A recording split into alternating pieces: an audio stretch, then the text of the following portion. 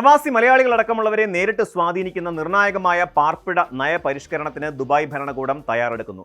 നഗരത്തിലെ real estate വാടക വിപണിയെയും താമസക്കാരുടെ ദൈനംദിന ജീവിതത്തെയും കൂടുതൽ സുതാര്യവും സുരക്ഷിതവുമാക്കുക എന്ന ലക്ഷ്യത്തോടെ ഷെയർഡ് ഹൗസിംഗ് നിയമാനുസൃതമാക്കുന്ന പുതിയ നിയമം ദുബായിൽ പ്രാബല്യത്തിൽ വരികയാണ്. ഓഗസ്റ്റ് അവസാന വാരത്തോടെ നടപ്പിലാക്കുന്ന ഈ വിപ്ലവകരമായ നിയമത്തിലൂടെ മുൻപ് കർശനമായി വേർതിരിച്ചിരുന്ന പാർപ്പിട വ്യവസ്ഥകൾക്ക് പകരമായി നിശ്ചിത മാനദണ്ഡങ്ങൾ പാലിക്കുന്ന കെട്ടിടങ്ങളിൽ ബാച്ചിലേഴ്സിനും കുടുംബങ്ങൾക്കും ഒരുമിച്ച് താമസിക്കാൻ ഔദ്യോഗിക അനുമതി ലഭിക്കുന്നു.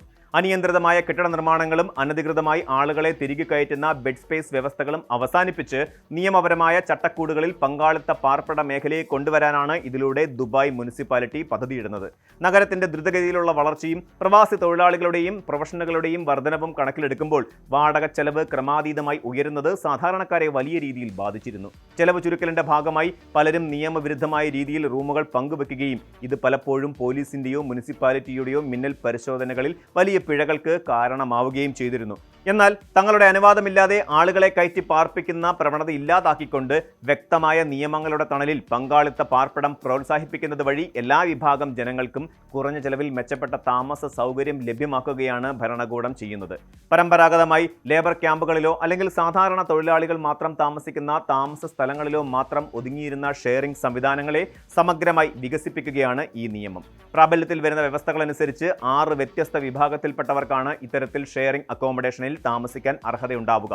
കുടുംബങ്ങൾ, ഒറ്റയ്ക്ക് താമസിക്കുന്ന സ്ത്രീകൾ, ഒറ്റയ്ക്ക് താമസിക്കുന്ന പുരുഷന്മാർ, അതുപോലെ വിദ്യാർത്ഥികൾ, സർക്കാർ സ്വകാര്യ മേഖലകളിൽ ജോലി ചെയ്യുന്ന ഉദ്യോഗസ്ഥർ എന്നിവരാണ് ഈ വിഭാഗങ്ങളിൽ ഉൾപ്പെടുന്നത്. ഇത് പ്രകാരം ഒരു കെട്ടിടത്തിനുള്ളിൽ തങ്ങൾക്ക് കരാർ പ്രകാരം അനുവദിച്ചിട്ടുള്ള പ്രത്യേക മുറികളിലോ നിശ്ചിത ഇടങ്ങളിലോ സ്വകാര്യതയോടെ താമസിക്കുമ്പോൾ തന്നെ അടുക്കള, ഡൈനിങ് ഏരിയ, ബാത്റൂമുകൾ, ലിവിംഗ് റൂമുകൾ തുടങ്ങിയ പൊതു സൗകര്യങ്ങൾ ഒരേ കെട്ടിടത്തിലെ മറ്റ് താമസക്കാരുമായി പരസ്പരം പങ്കിടാൻ താമസക്കാർക്ക് പൂർണ്ണ അവകാശമുണ്ടായിരിക്കും. എന്നാൽ ഒരു കെട്ടിടത്തിന്റെ ഘടനയും അതിന്റെ സുരക്ഷാ മാനദണ്ഡങ്ങളും മുൻനിർത്തി നിർദ്ദിഷ്ട കെട്ടിടത്തിൽ ഏതെല്ലാം വിഭാഗങ്ങൾക്കാവും അനുമതിയെന്ന് ദുബായ് മുനിസിപ്പാലിറ്റി കൃത്യമായി നിശ്ചയിക്കും. റെസിഡൻഷ്യൽ അപ്പാർട്ട്മെന്റുകൾ, വില്ലകൾ, ടൗൺ ഹൗസുകൾ, മിക്സഡ് യൂസ് കെട്ടിടങ്ങൾ, മൾട്ടി സ്റ്റോറി കോംപ്ലക്സുകൾ എന്നിവയെല്ലാം പുതിയ നിയമപ്രകാരം ഷെയർഡ് ഹൗസിംഗ് പെർമിറ്റ് ലഭിച്ചാൽ താമസിക്കാവുന്നതാണ്. വാടക തുക ഈടാക്കുന്നതിലും മാസാവസാന ബില്ലുകൾ പങ്കുവെക്കുന്നതിലും നിലനിന്നിരുന്ന തർക്കങ്ങൾക്ക് പൂർണ്ണമായും പരിഹാരം കാണാൻ പുതിയ നിയമത്തിന് സാധിക്കും. സാധാരണയായി വാടക തുക പ്രതിമാസ ഗഡുക്കളായി മുൻകൂറായി നൽകണമെന്നാണ് നിയമത്തിലെ അടിസ്ഥാന വ്യവസ്ഥ. എങ്കിലും കെട്ടിട ഉടമയും താമസക്കാരനും തമ്മിൽ പരസ്പരം സമ്മതപ്രകാരം മറ്റു തീയതികളിലോ 3 മാസത്തെ തവണകളായോ പണം നൽകാൻ കരാറിൽ ധാരണയായാൽ അതിന് തടസ്സമില്ല. ഇത്തരത്തിലുള്ള എല്ലാ വാടക കരാറുകളും അവയിൽ വരുത്തുന്ന ഭേദഗതികളും ദുബായ് ലാൻഡ് ഡിപ്പാർട്ട്മെന്റ് മുൻകൈയെടുത്ത് നടപ്പിലാക്കുന്ന പ്രത്യേക ഷെയർഡ് അക്കോമഡേഷൻ രജിസ്ട്രിയിൽ നിർബന്ധമായും രജിസ്റ്റർ ചെയ്തിരിക്കണം. കൂടാതെ കുടിവെള്ളം, വൈദ്യുതി ചാർജുകൾ അതായത് ദേവാ ബില്ല് എന്നിവയുമായി ബന്ധപ്പെട്ട തുകകൾ വാടക തുകയിൽ തന്നെ നിർബന്ധമായും ഉൾപ്പെടുത്തിയിരിക്കും എന്നതാണ് പുതിയ നിയമത്തിന്റെ പ്രധാന സവിശേഷത. കരാറിൽ ഇതേക്കുറിച്ച് പ്രത്യേക നിർദ്ദേശങ്ങൾ ഒന്നുമില്ലെങ്കിൽ വാടകക്കാരൻ നൽകുന്ന തുകയിൽ വെള്ളം, വൈദ്യുതി, അതുപോലെ കോമൺ ഫെസിലിറ്റീസ് എന്നിവയുടെ ഉപയോഗ നിരക്കുകൾ ഉൾപ്പെടുന്നുവെന്ന് കരുതപ്പെടും.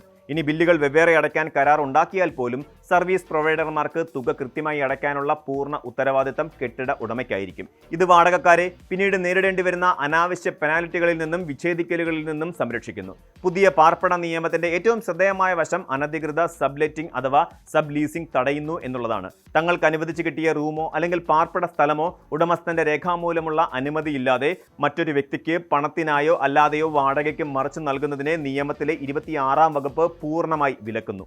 പ്രധാന വാടകക്കാരൻ സ്വന്തം ഇഷ്ടപ്രകാരം മറ്റൊരു വ്യക്തിയെ അവിടെ സ്ഥിരമായി താമസിപ്പിക്കുന്നതും കുറ്റകരമാണ്. അതേസമയം ബന്ധുക്കളോ സുഹൃത്തുക്കളോ വീട്ടിലെത്തുകയോ കുറച്ചു സമയം താമസിക്കുകയോ ചെയ്യുന്ന സാധാരണ സന്ദർശനങ്ങൾക്ക് പുതിയ നിയമത്തിൽ വിരോധമൊന്നുമില്ല. എന്നാൽ സാധാരണ ഒരു സന്ദർശനവും ഒരാൾ തങ്ങളുടെ പെട്ടികളും സാമഗ്രികളുമായി വന്ന് സ്ഥിരമായി താമസിക്കുന്നതും തമ്മിലുള്ള വ്യത്യാസം അധികൃതർ സൂക്ഷ്മമായി പരിശോധിക്കും. ഒരാൾ അവിടെ സ്ഥിരമായി കിടന്നുറങ്ങുകയും സ്വന്തം വസ്ത്രങ്ങളും ഉപകരണങ്ങളും സൂക്ഷിക്കുകയും ചെയ്താൽ അയാൾ ഒരു സന്ദർശകനല്ലെന്നും നിയമവിരുദ്ധമായി അവിടെ താമസിക്കുന്നയാളാണെന്നും കണക്കാക്കപ്പെടും. കെട്ടിട ഉടമയുടെ അനുമതിയില്ലാതെ സഹോദരനെയോ സുഹൃത്തിനെയോ സ്ഥിരമായി ഒപ്പം താമസിപ്പിച്ചാൽ പോലും അത് ചട്ടലംഘനമായി മാറും.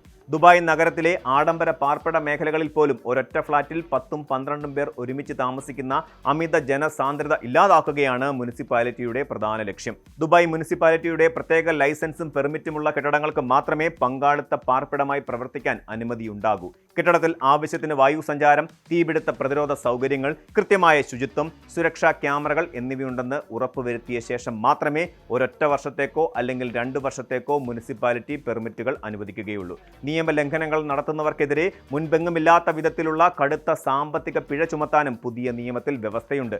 കുറ്റകൃത്യത്തിന്റെ കാഠിന്യമനുസരിച്ച് 500 ദിർഹം മുതൽ 5 ലക്ഷം ദിർഹം വരെ പിഴ ചുമത്താൻ അധികാരികൾക്ക് അധികാരമുണ്ട്. തെറ്റുകൾ ആവർത്തിക്കുന്ന സ്ഥാപനങ്ങൾക്കും ഉടമകൾക്കും കടുത്ത ശിക്ഷയായി 10 ലക്ഷം ദിർഹം വരെ പിഴയും കെട്ടിടങ്ങളുടെ ലൈസൻസ് റദ്ദാക്കലും നേരിടേണ്ടി വരും.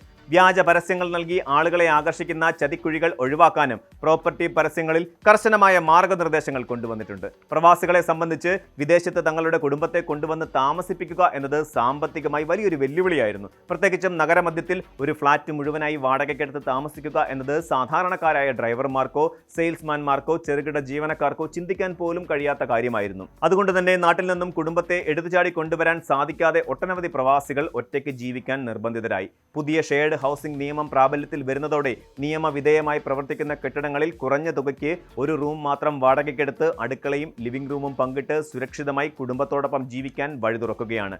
ഏഷ്യൻ രാജ്യങ്ങളിൽ നിന്നുള്ള ആയിരക്കണക്കിന് പ്രവാസി കുടുംബങ്ങൾക്കും ബാച്ചിലർമാർക്കും ഒരേ കെട്ടിട സമുച്ചയത്തിൽ നിയമപരമായ പരിരക്ഷയോടെ കഴിയാൻ പുതിയ ചട്ടങ്ങൾ സഹായകമാകും. ഫ്ളാറ്റ് ഉടമകൾക്കും നിക്ഷേപകർക്കും തങ്ങളുടെ വസ്തുവകകളിൽ നിന്ന് അനാവശ്യ സബ്ലെറ്റിംഗ് ഒഴിവാക്കി സുരക്ഷിതമായ വരുമാനം ഉറപ്പാക്കാനും ദുബായ് നഗരത്തെ ലോകത്തിലെ ഏറ്റവും സുരക്ഷിതവും ക്രമബദ്ധവുമായ പാർപ്പിട കേന്ദ്രമാക്കി മാറ്റാനും ഈ പുതിയ പരിഷ്കാരത്തിലൂടെ സാധിക്കുമെന്നാണ് വിലയിരുത്തപ്പെടുന്നത്. കൂടുതൽ വാർത്തകൾക്ക് news 18 Keralam YouTube channel subscribe ചെയ്യുക.